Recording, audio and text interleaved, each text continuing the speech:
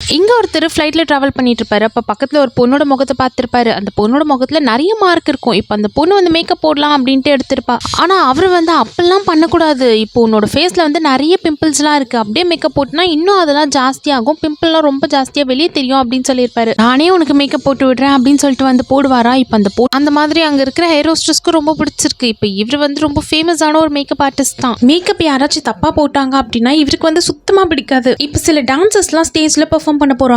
அவங்களுக்கு வந்து இவர் தான் மேக்கப் போட்டு விட போறாரு. அந்த குரூப்ல இருக்கிற ஒரு பொண்ணை இவர் பார்த்திருப்பாரு. இப்ப அந்த பொண்ணு வந்து அவருக்கு ரொம்ப பிடிச்சிருக்கும். ஏன்னா ஃபீச்சர்ஸ் எல்லாமே ரொம்ப அழகா இருக்கு. மேக்கப் போட்டா இன்னும் ரொம்ப நல்லா இருக்கும். ஆனா அந்த பொண்ணோட உடம்புல நிறைய காயம் இருக்கும். இது எதனால வந்துச்சு அப்படிலாம் அவர் கேட்கல. அந்த மேக்கப் போட்டு அது எல்லாத்தையும் மறைச்சிருவாரு. இப்ப இவர் வந்து ஒரு மாதிரி மேக்கப் போட்டிருப்பாரு. அந்த பொண்ணோட ஃபீச்சர்ஸ் எல்லாத்தையுமே எடுத்து காட்டுற மாதிரி போட்டிருப்பாரு. ஆனா இந்த பொண்ணுக்கு வந்து இல்ல இதுல ஏதோ ஒரு அட்ஜஸ்ட்லாம் பண்ண வேண்டியது இருக்கு அப்படின்னு சொல்வா. நான் வந்து ரொம்ப ஃபேமஸான மேக்கப் ஆர்டிஸ்ட் தான். எனக்கு தெரியாதது உனக்கு தெரிஞ்சிட போதா? இதுதான் நல்லா இருக்கு. நீ இந்த மேக்கப்போட போயிட்டு பெர்ஃபார்ம் பண்ணி எல்லாருக்கும் உன்னை ரொம்ப பிடிக்கும். கண்டிப்பா உங்க டீமை செலக்ட் பண்ணுவாங்கன்னு சொல்வாரு. ஆனா இந்த பொண்ணுக்கு வந்து என்னமோ தப்பா இருக்க மாதிரி தான் இருக்கு. அதனால இப்ப அவர் போட்ட மேக்கப் மேலேயே வந்து இப்ப இந்த பொண்ணு வந்து மேக்கப் போட்டு வந்திருப்பா. இவர் பார்த்துட்டு ரொம்ப கோவப்படுறாரு. எவ்வளவு தைரியம் இருந்தா நம்ம போட்ட மேக்கப்பை இவ வந்து அப்படியே கழிச்சிட்டு வேற மாதிரி போடுவா அப்படின்னு கத்திக்கிட்டே இருப்பாரு. ஆனா பார்த்தா இப்ப இந்த பொண்ணு வந்து எல்லாருக்குமே ரொம்ப பிடிச்சிருக்குதான். இப்ப இந்த பொண்ணுக்கு டான்ஸ் தவிர மேக்கப்பும் ரொம்ப நல்லாவே தெரியும். அதனால இப்ப இந்த பொண்ணு வந்து இந்த மேக்கப் காம்படிஷன்ல பார்ட்டிசிபேட் பண்ணிருப்பான். நிறைய ரவுண்ட் எல்லாம் முடிச்சுட்டு கடைசி ரவுண்டுக்கு இந்த பொண்ணு வந்துட்டா. அதுல ஒரு ஜட்ஜா யார் இருப்பாங்க அப்படின்னா இப்ப அந்த டான்ஸ் காம்படிஷன்ல ஒருத்தர் வந்து இந்த பொண்ணுக்கு மேக்கப் போட்டு விட்டுருப்பார்ல அவரு தான் அங்க இருக்காரு. இவரை தவிர எல்லா ஜட்ஜஸ்க்குமே அந்த பொண்ணு ரொம்ப பிடிச்சிருக்கு. இவர் வந்து பழச ஞாபகத்துல வச்சுக்கிட்டு